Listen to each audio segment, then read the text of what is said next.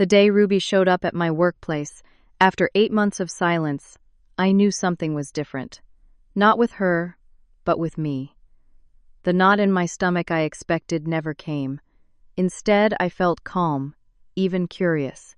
3 years together, a brutal breakup, and now here she was staring at me through the glass door with those familiar green eyes that once controlled my every emotion. But this time, her power was gone. I was finally happy, and somehow she knew it. If you are watching this, let me know where you are tuning in from. And hit that like button if you have ever had an ex suddenly reappear when you were finally doing better. I met Ruby at my friend Jake's art gallery, opening in downtown Seattle. It was one of those pretentious events where everyone wears black and pretends to understand the deeper meaning behind splashes of paint. I was only there to support Jake, but the moment I saw her examining a particularly abstract piece with genuine interest, something shifted in the room. She wore a deep, burgundy dress that stood out among the sea of black attire, her dark hair cascading down her back. When our eyes met, she smiled. Not the polite, dismissive smile you give strangers, but a warm, inviting one that made me cross the room before I even realized I was moving. We talked about the artwork, and unlike most people there, she actually knew what she was talking about. Ruby was an artist herself, she explained, primarily working with mixed media. Her passion was infectious, her knowledge impressive. I asked for her number before the night ended, surprised by my own boldness. Our first date turned into a second, then a third, and suddenly we were spending every weekend together. I took her hiking at Mount Rainier, where she photographed wildflowers for a new project. She took me to underground art shows, where the creativity was raw and unfiltered. Everything felt easy with Ruby. My friends loved her immediately. She charmed them with her wit and genuine interest in their lives. Even my mother, who rarely approved of anyone I dated, called to tell me she thought Ruby was special after meeting her just once. Those first 3 months were pure bliss. I fell hard and fast, believing I had finally found my person after a string of failed relationships. Ruby was different. She understood me in ways no one else had, finishing my sentences and knowing exactly what I needed before I did. I thought this was what people meant when they talked about soulmates. Looking back, the first warning signs were there early on, but I was too blinded by happiness to notice them. It started with small comments about my female childhood friend Zoe. Ruby would casually mention how unusual it was for men and women to be just friends. When Zoe texted me, Ruby would ask who it was, her tone light, but her eyes watchful. I dismissed it as normal curiosity. Then came the first real incident at my company holiday party. I was catching up with a female colleague, laughing about a project disaster we had narrowly avoided. Ruby appeared at my side, sliding her arm possessively through mine and interrupting our conversation. Later that night, she questioned me about the interaction, asking if I was attracted to my colleague if we had history. When I explained it was purely professional, she said she believed me, but her eyes said otherwise. The jealousy incidents increased in frequency. At social gatherings, Ruby would keep me close, her hand always on my arm or back. If I talked too long with another woman, her mood would darken. She needed constant reassurance texts throughout the day, confirming I was thinking of her. If I did not respond quickly enough, she would call repeatedly until I answered. I made excuses for her behavior. Ruby had been cheated on in past relationships, I told myself. She had trust issues from childhood abandonment. I just needed to prove I was different from the others who had hurt her. I believed her jealousy came from a place of love, of fear, of losing me. I did not recognize it as control. Our first major fight happened at my best friend Jake's wedding. Ruby had been tense all day, barely speaking to me during the ceremony. At the reception, when I spent time with the other groomsmen, she drank too much wine and eventually pulled me outside, accusing me of ignoring her all night. When I tried to explain that I had responsibilities as a groomsman, she burst into tears, claiming I cared more about my friends than her. I spent the rest of the reception consoling her, missing Jake's speech and the cake cutting. Later, Jake asked if everything was okay. I lied and said Ruby had not been feeling well. As our relationship progressed, Ruby's criticism of my career became more frequent. I worked as a software developer for a healthcare startup, a job I found both challenging and meaningful. But Ruby thought I was selling myself short.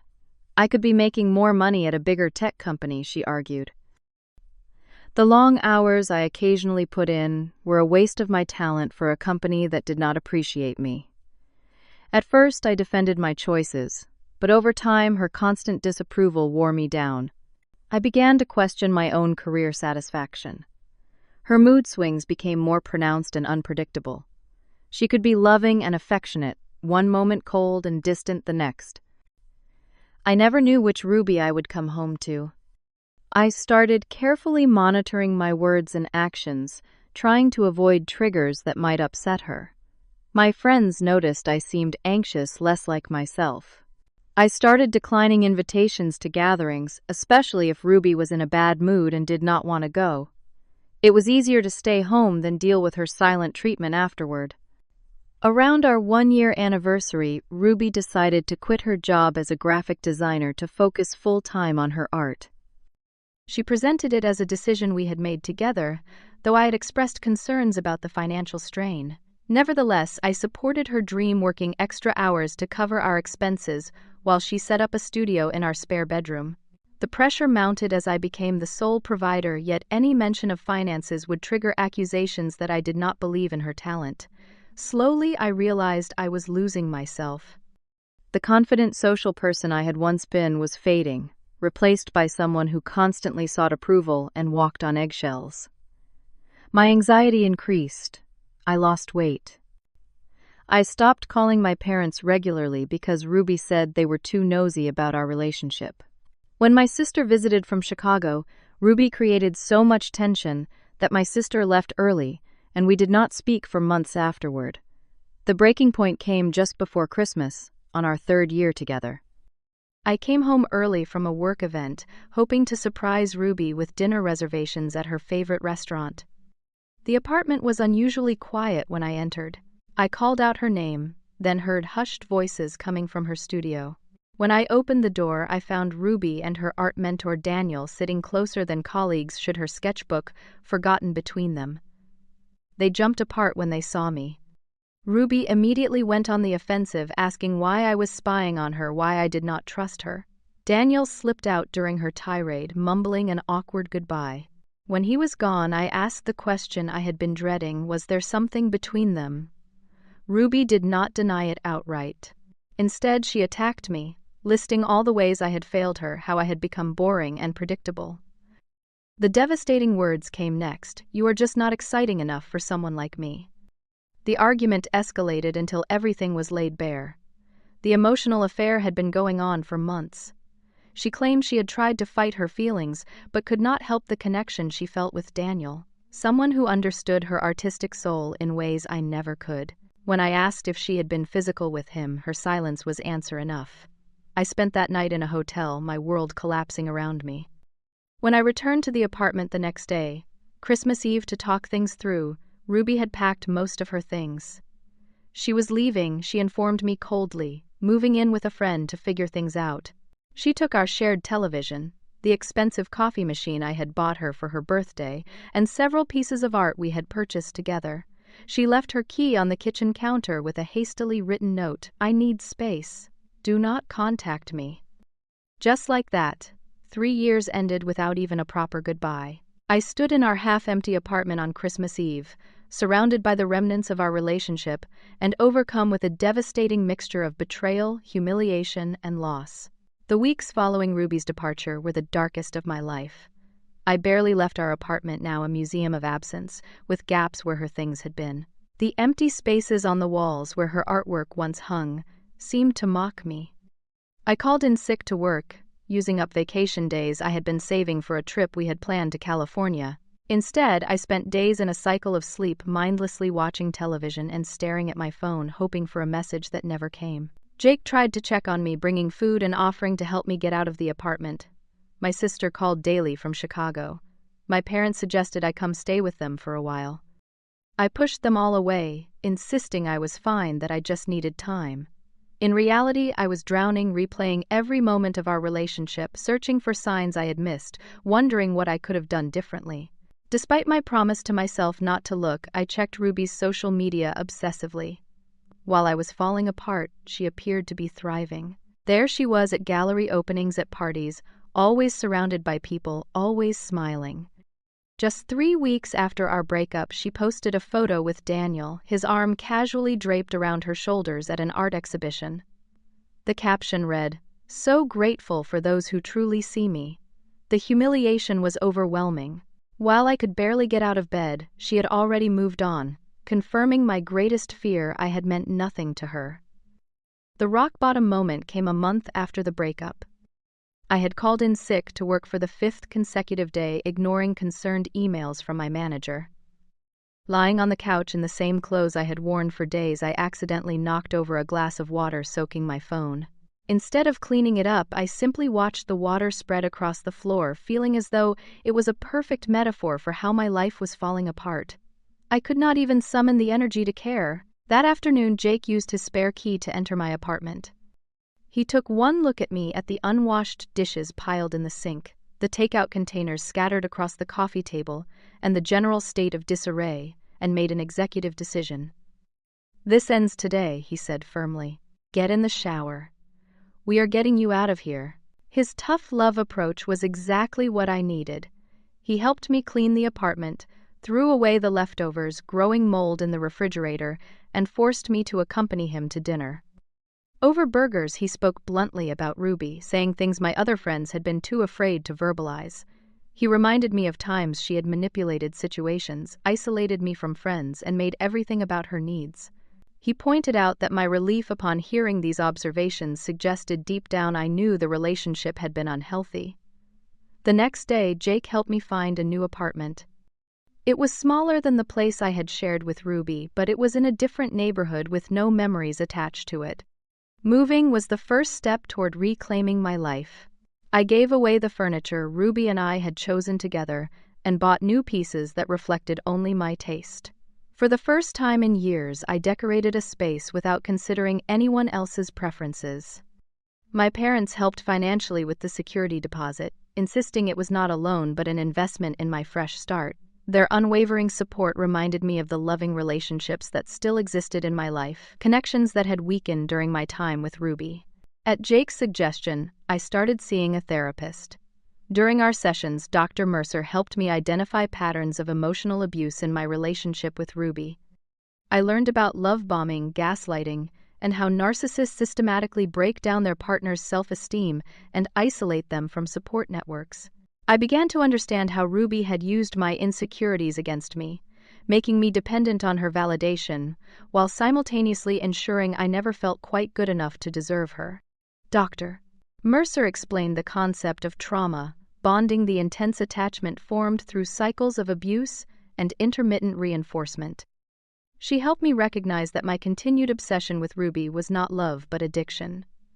Breaking that bond would be similar to withdrawal, painful but necessary for healing.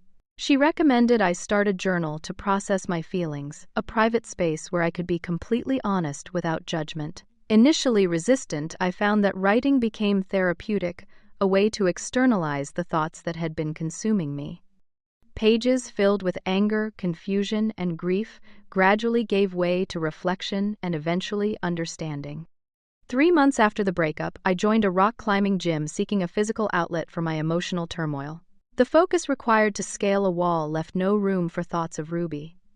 In that gym, I met people who knew nothing about my past, who had no preconceived notions of who I was or what I had been through. There was freedom in being known only as myself, not as half of a couple. I formed friendships with fellow climbers, connecting over the shared challenge and achievement. We started meeting outside the gym for hikes and beers. These casual connections reminded me that socializing could be easy and enjoyable without the constant anxiety I had experienced with Ruby. Simultaneously, I worked to rebuild friendships that had suffered during my relationship.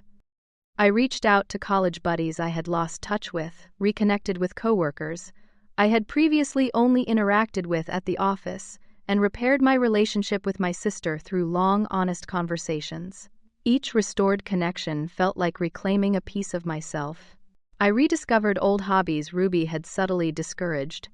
I joined a recreational soccer league, something she had called a waste of time. I started playing guitar again, despite her complaints about the noise. I read science fiction novels she had dismissed as childish.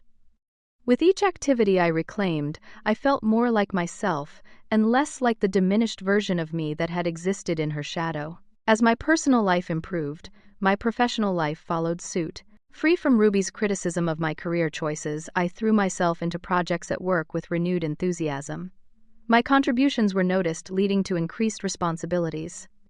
6 months after the breakup, I was offered a significant promotion with a substantial raise, validation that my career path had been right for me all along. Perhaps the most significant milestone in my recovery came when I realized I had gone an entire day without thinking about Ruby. That day stretched into a week, then 2. I deleted her from all social media and asked mutual friends not to update me on her life. It was not about spite but self-preservation. After 2 months of this digital detox, the compulsion to check her profiles finally subsided. 8 months post-breakup, I felt genuinely happy again. My new apartment had become a true home, filled with things that brought me joy. I had a growing circle of friends, and a career that challenged and rewarded me. I had even started dating casually, approaching new connections with healthy boundaries and clearer expectations. I was planning a solo trip to Japan, something Ruby had always dismissed as wasteful and self-indulgent. The act of researching destinations and booking accommodations for myself alone felt empowering, a declaration of independence. As I confirmed my flight reservation, it struck me that I was not just surviving without Ruby, I was thriving. That realization must have somehow transmitted into the universe, because the very next day, as if summoned by my happiness, Ruby appeared. I was heading to a lunch meeting when movement outside the glass front doors of our office building caught my attention. There she stood, unmistakable even after all these months. Ruby. Her dark hair was shorter now, cut in an angular bob that emphasized her cheekbones. She wore an oversized black coat. I did not recognize her hands thrust deep in its pockets as she paced nervously on the sidewalk. When our eyes met through the glass, my body tensed, preparing for the familiar rush of emotions: longing, hurt, anger. But instead I felt oddly calm, almost detached, as if observing a scene in a movie rather than my own life. This unexpected composure surprised me more than her presence. Ruby's face lit up when she saw me, quickly arranging itself into the warm, slightly vulnerable expression I had once found irresistible. She raised her hand in a small wave, her head tilting in that questioning way that used to make my heart skip. Now I simply nodded acknowledgement and continued toward the door, neither accelerating nor changing course to avoid her. "Michael," she said as I emerged, my name exhaled like a long-held breath. "You look great." "Thanks," I replied, noting the searching quality in her gaze. "This is unexpected.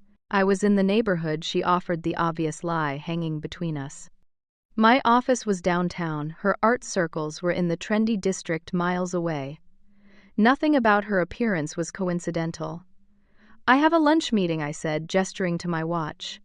"Oh," disappointment flickered across her face. "Maybe after, just a quick coffee."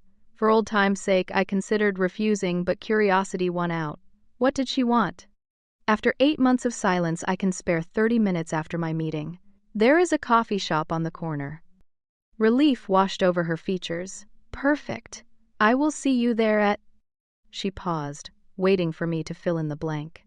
1:30, I supplied, then continued on my way to my meeting, aware of my colleagues watching through the windows, their expressions ranging from concern to intrigue. I caught my reflection in a storefront window and was surprised to see I looked completely unaffected, as though I had just scheduled a routine business meeting rather than a conversation with the woman who had once shattered my world. My lunch meeting passed in a blur of discussions about project timelines and budget allocations.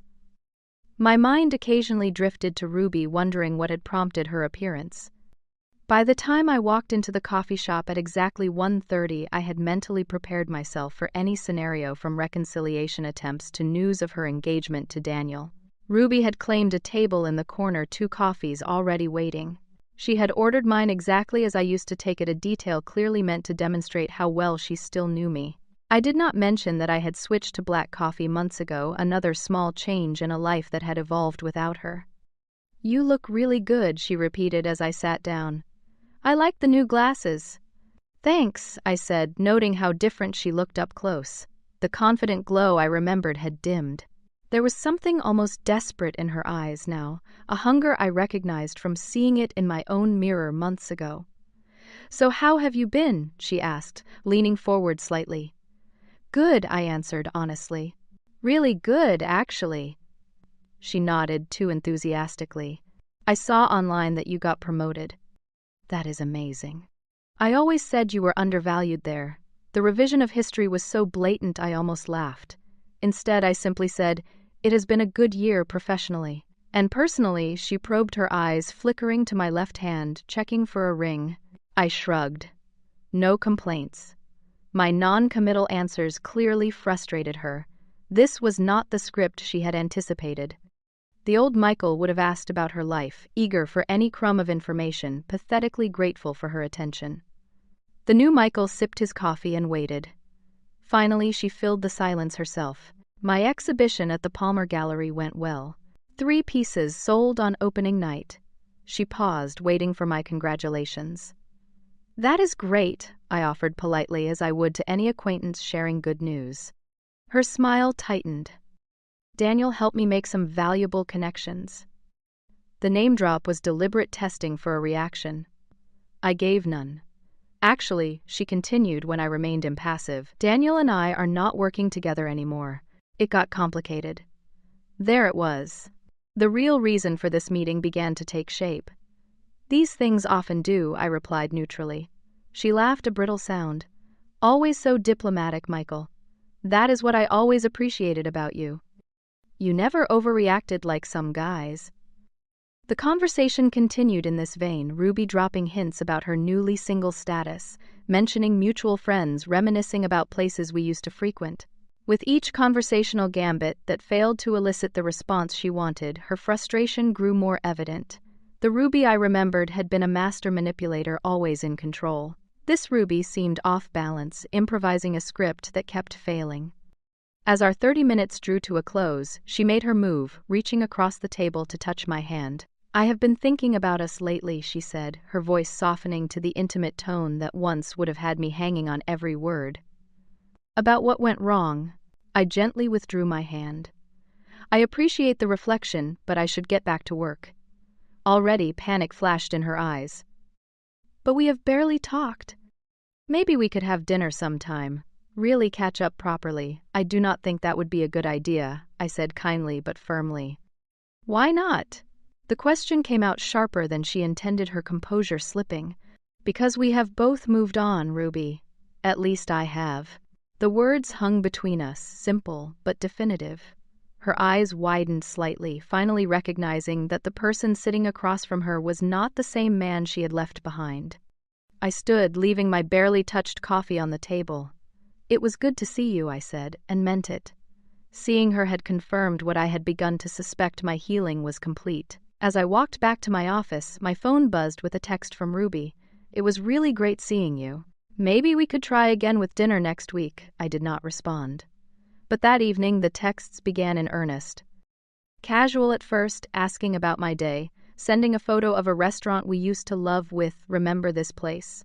The next day more messages arrived, increasing in frequency and emotional intensity. "I cannot stop thinking about how good you looked. I made a mistake. Can we please talk again?" When I continued not to respond, she escalated. 3 days after our coffee meeting, I arrived home to find Ruby sitting on the steps of my new apartment building. She looked up with red-rimmed eyes, a bottle of wine in her hand. "How did you find my address?" I asked, genuinely concerned. Alicia told me. She admitted, naming a mutual friend I made a mental note to have a serious conversation with. "Can I come up? Just to talk, no, Ruby?" "This is not appropriate." Her face hardened. "So that is it. 3 years together and you will not even hear me out." "We said everything that needed saying 8 months ago," I reminded her gently. "Please go home." Her lip trembled. "I do not have anywhere to go." Daniel and I broke up, and I had to move out of his place. I am staying on Tara's couch, but she has people over tonight, and I just thought. I interrupted before she could finish. I will call you a ride, I said already, pulling out my phone to order her a car. As we waited in uncomfortable silence, I maintained a safe distance, ignoring her attempts to reminisce about our past. When the car arrived, she made a last desperate plea. We were good together, Michael. You know we were. Take care of yourself, Ruby, I said, closing the car door and watching it pull away. The next escalation came a week later at a birthday gathering for our mutual friend Tara. I had almost decided not to attend when I heard Ruby would be there, but refused to let her presence dictate my social life any longer. I arrived with a casual date, Sophie, a rock-climbing friend I had been seeing casually for a few weeks. Ruby's eyes locked on us the moment we entered, narrowing at the sight of Sophie's hand in mine.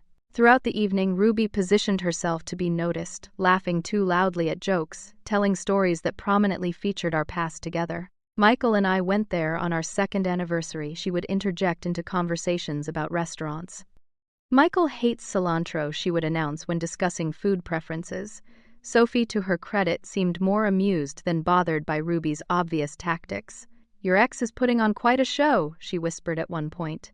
Her understanding made me appreciate her even more. The situation deteriorated when Ruby, several glasses of wine into the evening, cornered me in the hallway to the bathroom. Who is she? She demanded, her words slightly slurred. Sophie. We climbed together. Is it serious? The question came out almost as a challenge. That is not your concern anymore, Ruby. Her eyes filled with tears. I made a mistake, okay, I admitted it. Why are you being so cold? I am not being cold. I am being appropriate. We are not together anymore. Because of her, Ruby's voice rose. No. Because you cheated on me, left me on Christmas Eve, and we have been broken up for 8 months.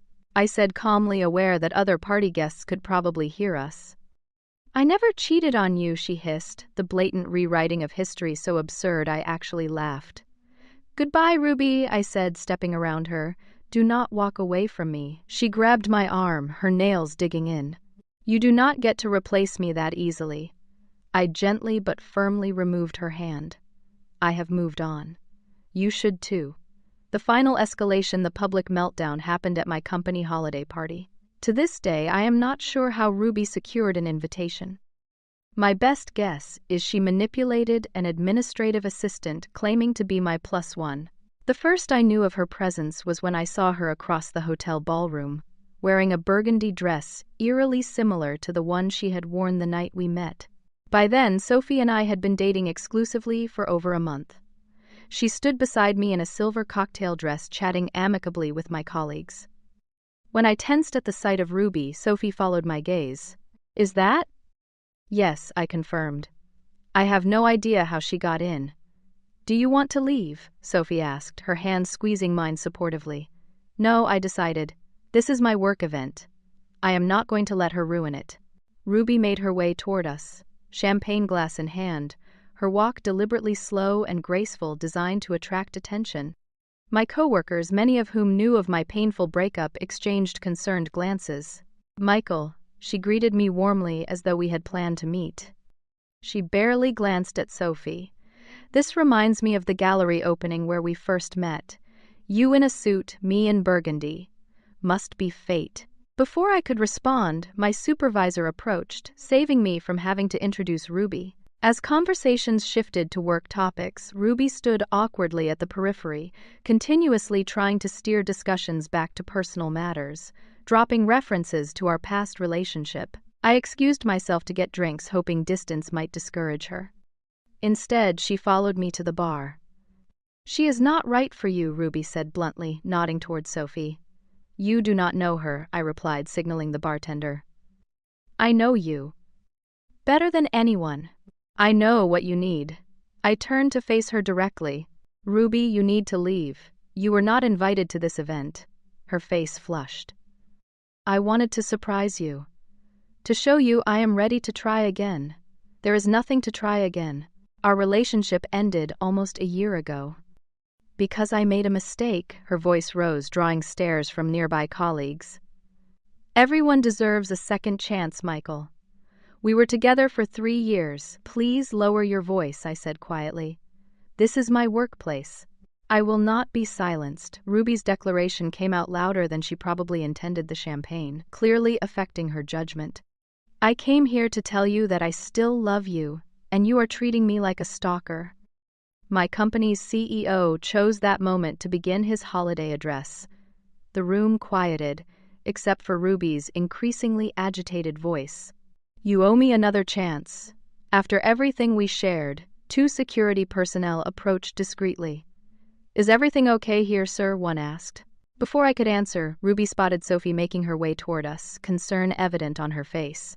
Something in Ruby snapped. Is she the reason? She demanded, her voice echoing in the now silent room. You replaced me with her. After 3 weeks, ma'am, I need to ask you to come with us, the security guard said firmly. Ruby's face contorted. Do you know what he did to me? She shouted to the room at large. He abandoned me when I needed him most. He is not who you all think he is. As security gently but firmly escorted her toward the exit, she continued her tirade, her accusations becoming more outlandish with each step. You will regret this, Michael. No one will ever love you like I did. No one will ever understand you like me. The door closed behind them, leaving an awkward silence, broken only by the CEO's uncomfortable throat clearing before resuming his speech. Later, when Sophie and I discussed the incident, I was surprised by my own reaction. Instead of embarrassment or anger, I felt only pity mixed with relief. The woman who had once held so much power over me now seemed small and desperate. I had finally truly moved on. The days following the holiday party incident were a mix of embarrassment and relief. My colleagues were surprisingly understanding, many of them approaching me privately to express sympathy or share their own stories of difficult breakups. My supervisor assured me the scene would have no impact on my professional standing. We all have pasts, he said kindly. It is how you handled it that matters. Sophie's reaction was equally supportive. As we drove home from the party, I apologized repeatedly for involving her in such a spectacle. She simply took my hand and said, "This is not on you. Her behavior is not your responsibility." That simple absolution, so contrary to years of accepting blame in my relationship with Ruby, felt like a revelation. How are you not running for the hills right now? I asked, genuinely puzzled by her calm. Sophie smiled. Because I like who you are, not who you were with. Besides, she added with a gentle squeeze of my hand, how you handle your past says a lot about who you will be in the future. Her understanding gave me a glimpse of what a healthy relationship could look like. Where Ruby had used my vulnerabilities against me, Sophie accepted them as part of who I was. Where Ruby had demanded attention, Sophie offered space. The contrast could not have been more stark. The harassment did not end with the holiday party. Ruby's texts and calls continued, alternating between tearful apologies and angry accusations. When I blocked her number, she created new email addresses to contact me. Each message revealed a person I no longer recognized or perhaps had never truly known. After 2 weeks of escalating contact, I reluctantly filed for a restraining order. The process was straightforward but emotionally draining.